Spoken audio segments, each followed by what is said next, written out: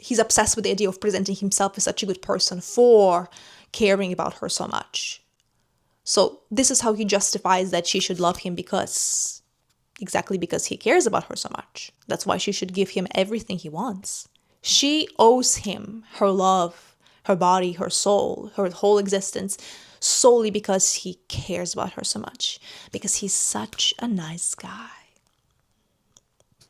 That's what it is. Hello guys, and welcome back to my channel. Welcome if you're new here. And in today's video, I want to talk to you about a book that I read recently and absolutely hated. Let's talk about it. I saw this book a lot on Instagram. I've never actually heard anyone on Book Talk or on YouTube talk about this. I had no idea what this book is about.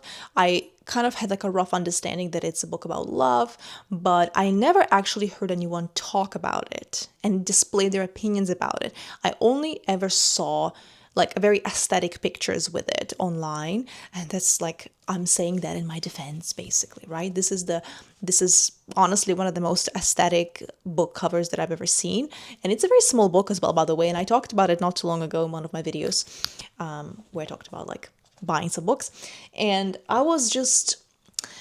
this ended up being one of the most disappointing and frustrating reads in my life. I swear to you.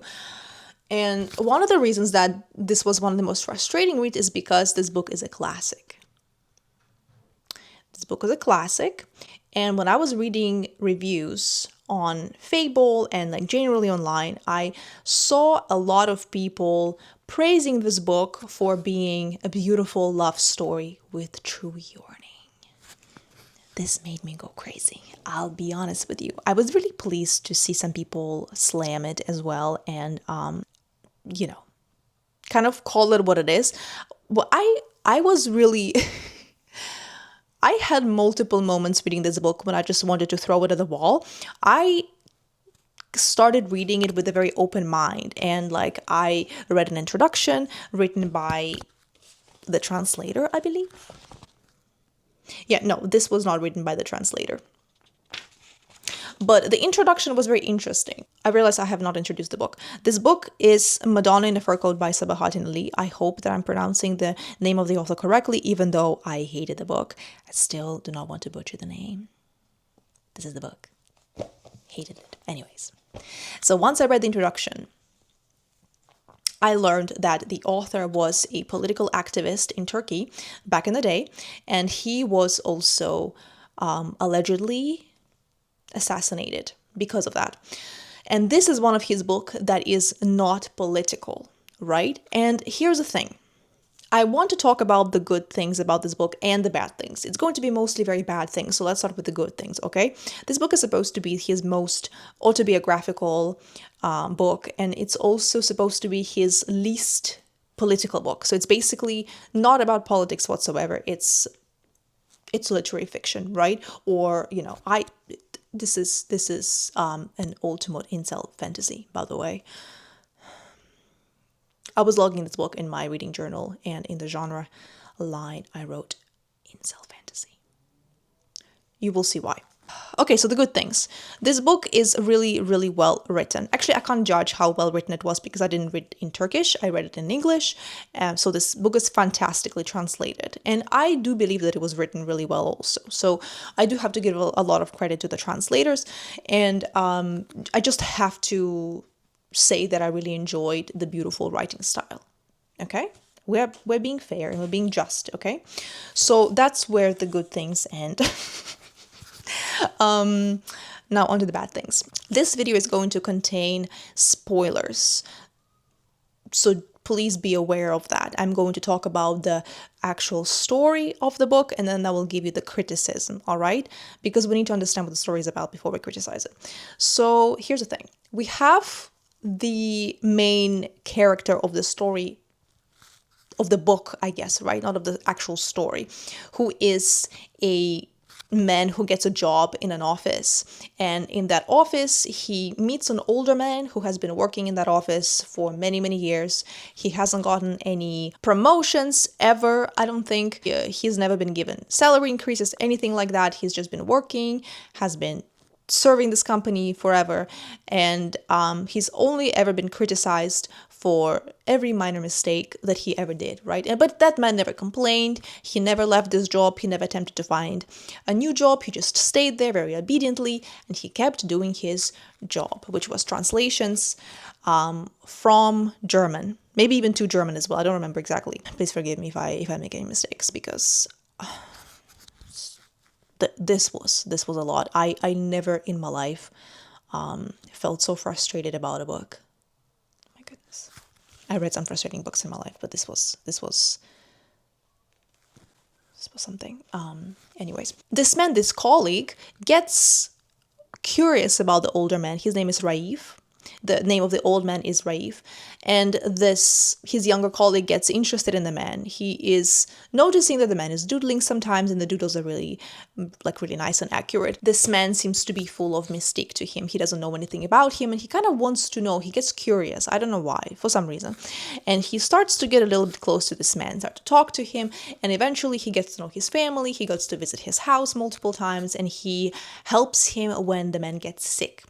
When the man eventually gets very, very badly sick, he requests from his colleague to bring him his notebook from his desk drawer in the office. And the colleague, the younger man, does exactly that. He brings him this book, which ends up being something like a journal. It ends up being a story of his life, which is basically the story, Madonna in a Fur Coat, right?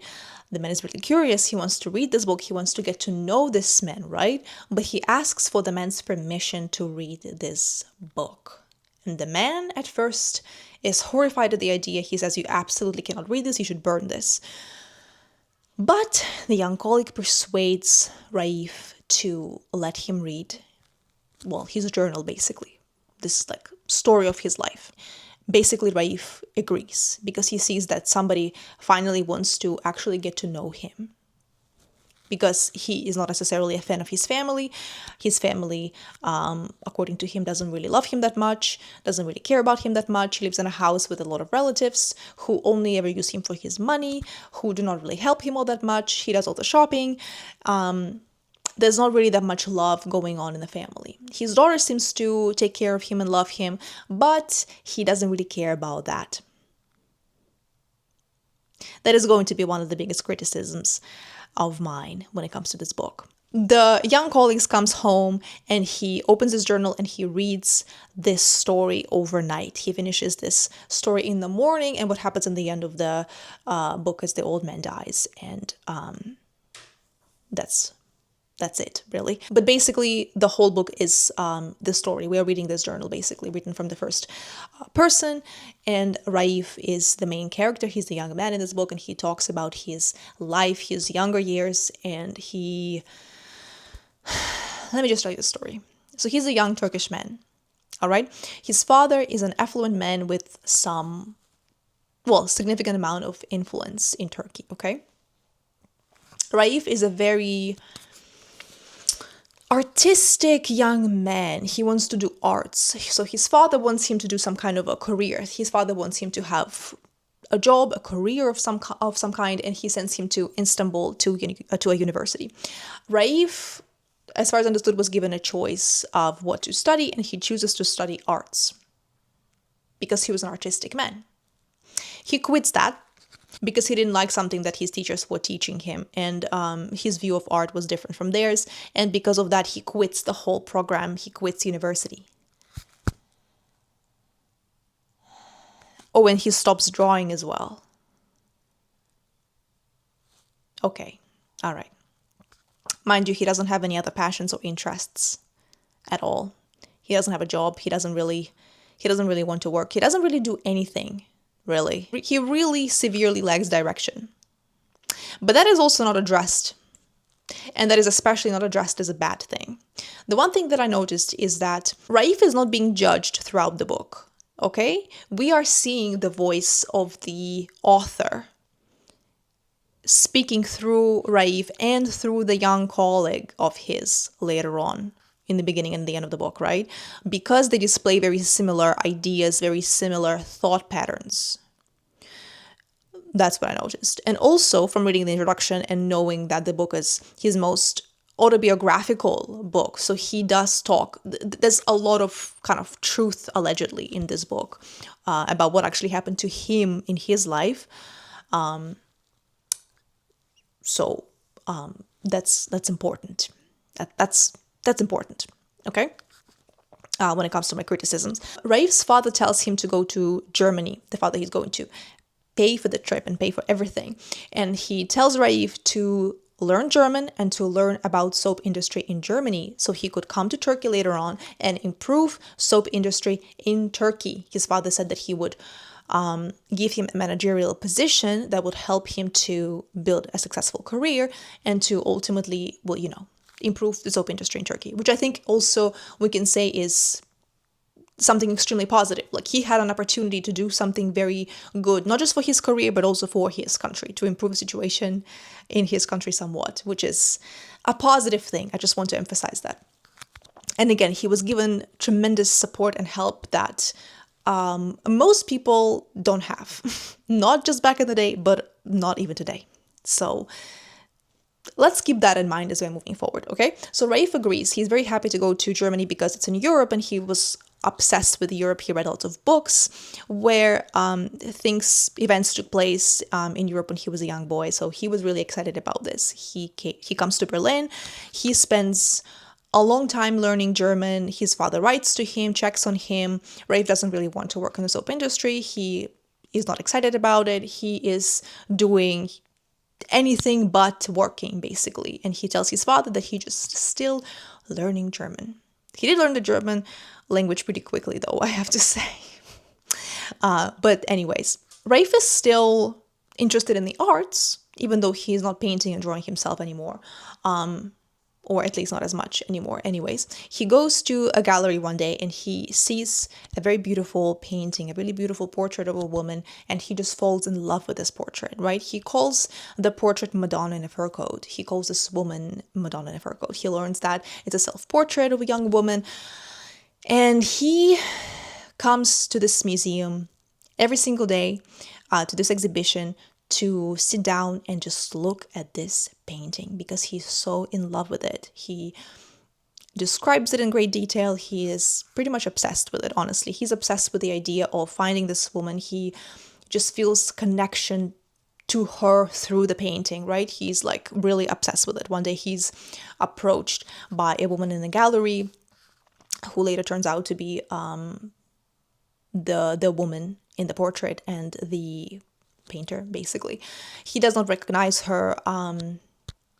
She sort of like makes fun of him a little bit, not really. He gets offended and he never comes to he doesn't get offended. He gets intimidated and he doesn't come to the gallery again.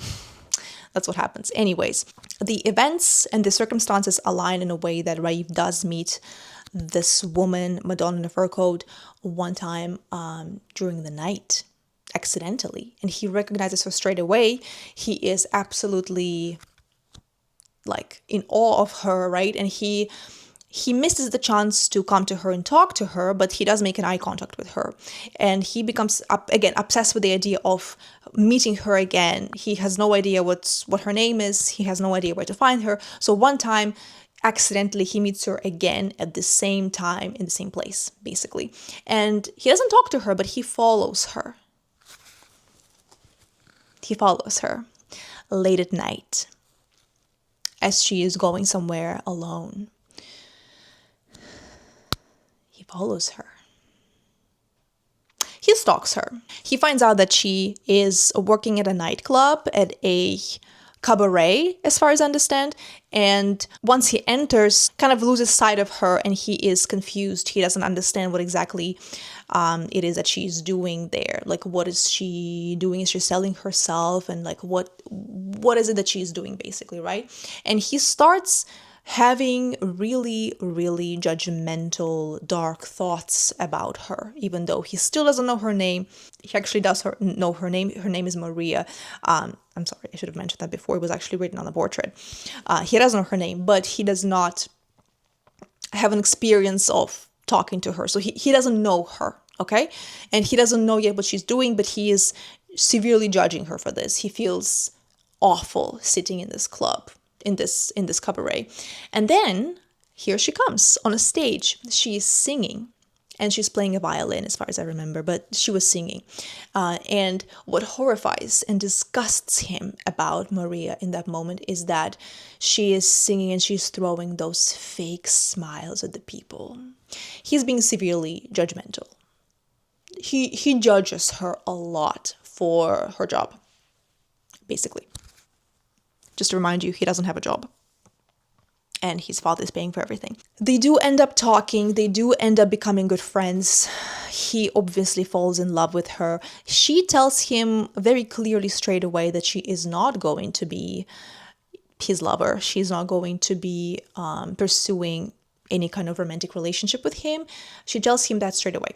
He disagrees with her. He holds her hand and he says that it's too early to say. It's too early. The thing is that if you read this book as an adult woman, you will recognize at least maybe like some men in your life, maybe from when you were younger, like a very specific archetype of the men who are like this. And it's like horrifying. So it's awful anyways. He displays zero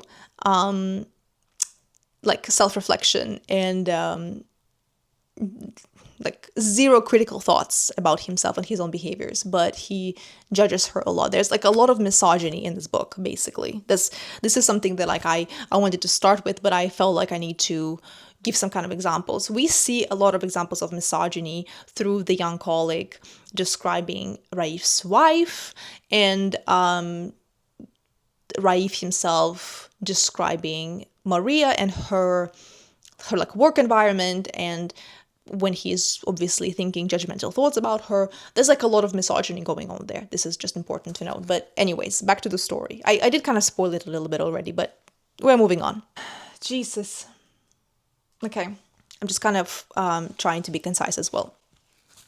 Not very successfully. This is why I also call this book an incel fantasies, because Maria does a lot of talking, but she doesn't really say all that much with all the talking. She presents this like archetype of the manic pixie dream girl kind of person, She does do a lot of talking, They do walk a lot around Berlin a lot. They visit every gallery, every exhibition, every park. Like they go everywhere, right? She shows him all the places. He walks her to work, and he has a lot of hope that they will become more than friends. She wants to be just friends with him. And again, she makes it very clear in the beginning. But he wants more. He wants more. He also tells us in the beginning of the book that he doesn't have much experience with women. And it shows. Not that it would help him, but like... anyways. Oh, yeah. Okay. I forgot. And then something happens, okay? Now we kind of get to the moment where the events unfold and something happens. Something horrible, dramatic happens that will affect, according to Raif himself, his whole life. Or basically we can say according to the author. So something happened to him that affected his whole life after that. Because again, to remind you, this book is autobiographical. He was writing this about allegedly some woman that he met in Germany or somewhere in Europe, maybe, right, in his like younger days. And he was writing this as he had a wife and kids.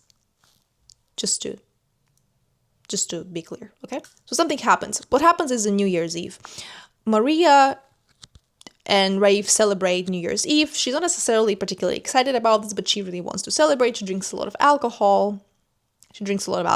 Important, in my opinion, but, whatever. Her judgment was clouded.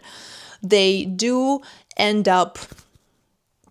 how do I say this without being explicit? They spend the night together, okay? And this is the first time that it happens. And... he is tremendously happy about this. When he wakes up in the morning and thinks that she's still asleep, he's very, very happy about the whole thing. Once he finds out that she's awake, we see Maria being really upset. Maria is very, very upset. She seems almost heartbroken, really. She tells him that she's very disappointed, that she did not feel the love that she expected to feel. She is not happy with where they are, and she does not feel like she can see him anymore after this because she did not get what she wanted. This is not what she wants. And she has a specific idea of what love is and what kind of person she wants to be with and all those things, right? She tells him all of that. Again, she does a lot of explaining throughout the book. He doesn't get it, but she does a lot of explaining. He doesn't get it. So she tells him that she would contact him again, that she would like call him when she's ready to resume their friendship if she ever feels like it. But for now, she wants to be by herself. And she also feels like she caught a bit of a cold during the night before, so she's also like not feeling very well. He leaves her alone. He goes to just like wander around Berlin, and he feels also heartbroken. He feels traumatized and shocked, and he thinks all kinds of thoughts.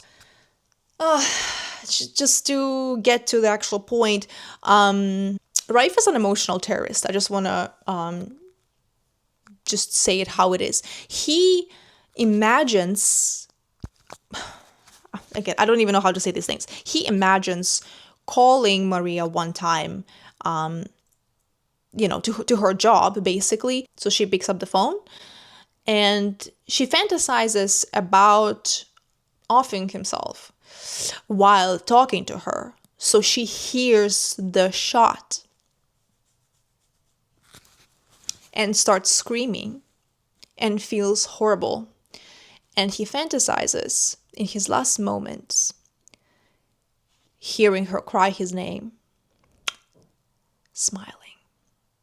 He fantasizes about smiling in his final moments while hearing her scream his name and feeling tremendously sorry about everything. Oh my God. That was the moment where I felt like this is just, you are an irredeemable character. You are absolutely irredeemable character. You're a horrible person. You think you have been claiming to love this woman, and this is what you want to do with her. You're an emotional terrorist. You are a horrible person, actually. You are awful. I wanted to throw the book at a wall at that moment because that's disgusting. That's disgusting, okay? My God. Jesus. Anyways, later he finds out that Maria actually got really sick and she's in a hospital because he tried to find her. He was obsessed with the idea of actually like explaining everything to her and convincing her that they should be together, like convincing her that she just got confused and she should actually love him because he loves her. You know how that goes? Yeah. I underlined this in the book. She should never have done this to me. He blames her for, in that moment in the book, he blames her for everything in his life going wrong after that moment. He puts all the blame on her. And if by chance I happened to hear her cries as I lay there on the ground, taking my last breath, I would die smiling. Some more quotes from that moment when he was wandering around and like thinking about her and having his horrible fantasies. No doubt I was the most useless man in the world. The world would be no worse off without me. I expected nothing of anyone, and no one expected anything of me. A little moment about this. First of all, he wasn't the most useless man in the world, to be honest with you. He really was. He had no purpose. He did eventually start going to the soap factory and like he started learning a little bit about the industry, which is like not very relevant, to be honest with you, because nothing came out of that eventually, and he wasn't really committed to it. But he didn't have any passion project. He did not have any project at all. He was not even pursuing the arts that he was so interested in as a young man. But the fact that he says nothing was expected, anything of me, that was not true. His father gave him a lot of money to go to Germany, to learn the language and to learn a skill so he could come back and he would be presented with a very unique opportunity. Even today, in today's day and age, it would be a very, very unique and very special opportunity to be given a managerial position and an opportunity to actually not just have a career, but to also actually make a difference and improve something in your country. You know what I'm saying? Or like anywhere in the world, really. Like that is a very unique opportunity. Very few people are given that. He is such an ungrateful person, is what I want to say. You don't have to be into this idea, but he doesn't do anything to change it. He doesn't pursue anything else at all. But he is taking this opportunity. He's not using it, but he is also completely brushing off his father to the side and claiming that he is the most useless man and nobody expects anything of him. That is not true. His father was writing letters to him, checking in on him. Like, my God. Maria told him that she had to do this job to sustain herself because she needed money. Remember how he was judging her for working at a club where she was singing? Yeah, she had to do that job not because she loved it, but because she needed money. She was an artist. She was painting, But she was making art, basically. But she could not do that for a living. She could not sustain herself with that. So she had to have a job. And he was judging her for that, remember, right? He did not have any kind of job at all. Just as a reminder to you. And another beautiful quote. I simply could not accept the fact that I would be spending all my days without her. The very idea seemed remote, impossible, absurd. Yeah. He also goes on to talk about how it would be beneath him to go and explain everything to her and ask her for a second chance or anything like that. But then he proceeds to convince himself that he should actually go talk to her and convince her to have a relationship with him, like a romantic relationship, not a friendship, to actually convince her to fall in love with him. Yeah. Anyways, so this is how he finds out that she's in a hospital, that she's been sick for a while since then, basically. And God, I hope I'm making any sense at all. He finds her at the hospital. He glamorizes his own suffering over her so much. He is not so much describing that he's actually upset and really worried about her and her health. He is obsessed with the idea of his own suffering. He's glamorizing his own suffering, and he's obsessed with the idea of presenting himself as such a good person for caring about her so much.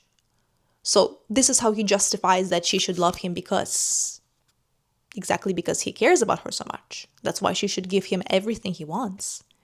She owes him her love, her body, her soul, her whole existence, solely because he cares about her so much, because he's such a nice guy. That's what it is. He ends up taking care of her because she's very sick. He takes her home finally, her home. One night, as a matter of fact, before she goes to bed, he decides to share those insane, immoral fantasies that he had about offing himself while being on a call with her. He decides to tell her all of these things, her, as a woman recovering from an illness, who just spent almost a month at a hospital. And this is how I know that this is in incel fantasy. Because in the morning when he wakes up, he finds her awake because she couldn't sleep, because she kept thinking about this story. And she tells him that when he told her those deranged fantasies of his, she actually realized how much he loved her. And she decided that she wants to pursue a romantic relationship with him because of that. She tells him that she was wrong, and he showed her what love is because of how much he cared. No woman has ever said those things in the history of humanity. That never happened. Maybe a teenage girl. Maybe. Like an emo girl, right? Not an adult woman. This woman is, in the story, she was 2 years older than him. He was 24, she was 26. No. There's no way that a woman ever told him those things in real life. That's a fantasy. That never happened. And if you're a woman, you know that. Yes. Now, they're together. They are romantically together. Now they're making plans. He finds out through a telegram from his brother or his brother-in-law, doesn't really matter, that his father died. And now he needs to go back to Turkey and sort things out. So they make plans with Maria that he will go back to Turkey, he will sort everything out, and he will send her a letter when he is ready for her to come to Turkey so they can live there together. She's never been to Turkey before. She doesn't speak the language, she doesn't know anything, but that's the plan. That is the plan that they decide on. Okay, so he leaves. He finds the situation being like horrible, basically. He takes care of the house, everything is in ruin. The garden is in a horrible condition, the olive trees are not doing so well. He has to take care of a lot of things. He prepares everything very well in order for Maria to come to him and to basically live with her. He renovates the house, he spends money, a lot of money on the bathroom, on, doing beautiful things in the house. It doesn't really matter. They exchange letters with Maria. But eventually she starts writing less and less frequently. She tells him she has some exciting news for him, but she starts writing less and less frequently, and then eventually she stops writing at all. The letters from her disappear completely. Raif is heartbroken about this. He has no idea what is going on. He decides that she probably just left him for some other man that satisfies her better than he ever could. And I was really hoping that was actually the case, because God, was that not difficult to do. Unfortunately, I was wrong. I mean, in real life, I think that that's probably how things actually happened, and I really hope that that's how things actually happened in real life, because I hope that this Maria woman was just ended up living a happy life with a sane, decent man who actually loved her and cared about her and her feelings and wouldn't traumatize her. But in the story, Raif loses all interest in life. He blames Maria for his downfall once again, for everything in his life falling apart. He stops taking care of the garden. He stops basically taking care of the house and of himself. He does go on and marry another woman. He does say that he feels really far away from that woman, however. He doesn't feel close to her at all. Nobody feels close to him after Maria. She was the only person. But especially his wife. She's really far away from him. But he does marry her. And he does go on to have children with her. That he doesn't love really. Doesn't feel really anything for. But 10 years later, approximately 10 years after that, he finds out through circumstances, basically. I'm not going to go into detail here because my camera is dying. That Maria actually died around the time when he stopped receiving the letters. So she didn't abandon him. She passed away. But before she passed away, she had a child. She had a girl. And she never told anybody who the girl was from, who was the father of the child. But the woman who delivered him the news was there basically with a girl who was around 10 years old. And basically Raif finds out and realizes that that was his daughter. And he, in that moment, realizes that he actually loves Maria more than ever now, because she didn't actually abandon him. Oh my God, this is so grim. He's happy that she did not abandon him, but that she just died instead, and he feels more love for her than ever. And he feels a lot of love for this girl as well. Yes. Oh my God, Jesus Christ. He has his own daughter, by the way, that he feels nothing for, but he thinks about this other daughter of his, who is equally as his daughter as his other daughter. But anyways, he thinks about her and he hopes that she's well. He never asked her name. Also, I have to say that he never made any attempts to find Maria when the letters disappeared. He never made any attempts to get a visa to Germany again, to try and find ways to get to Europe again, to find her, to figure out what actually happened to her, to make sure that she is okay, to have a conversation with her at least, in case she doesn't want to be with him anymore. He did not make any attempt at all to figure out what actually happened and to find her and to talk to her. He doesn't do any of that. He just assumes that he's abandoned. He assumes that she just left him or something, that she found something better, and he blames her for his downfall. And he only starts feeling better about her once he finds out that she's dead and has been dead for a while. I can't even, like, I just want to hope that this is not what happened in real life. I think that this is just a, like, this is just a plot line that he made up because it made him, he, it, like, glamorized his suffering even more. He really likes suffering. He's a pathetic character who loves and, like, glamorizes his own suffering. He acts with such moral superiority to everybody and everything, even though there are no grounds for it. Like, I just have to say that. And, like, anyways, so he's a pathetic, weak man who never had any interest, any desire to make any kind of positive change in his life. Only desires to positively improve his life ever came from being in love with a woman. And once the woman was gone, he lost any desire to do anything positive. He wanted to be saved, and he talked about it quite explicitly, by the way. So that's like, it's Listen, so my camera died as I was talking about this so passionately. I had no idea I had so much to say, but I'm just gonna finish this video here.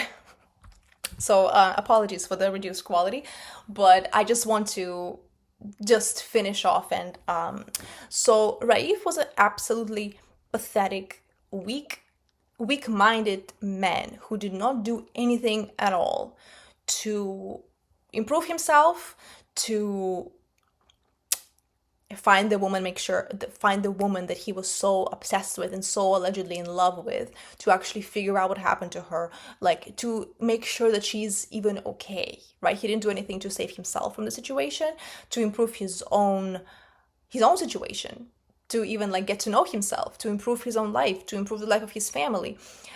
He did not have to go on and marry another woman and make her life living hell because she had to serve him and the family subsequently, her whole life, basically. And he gave her absolutely zero credit and zero respect.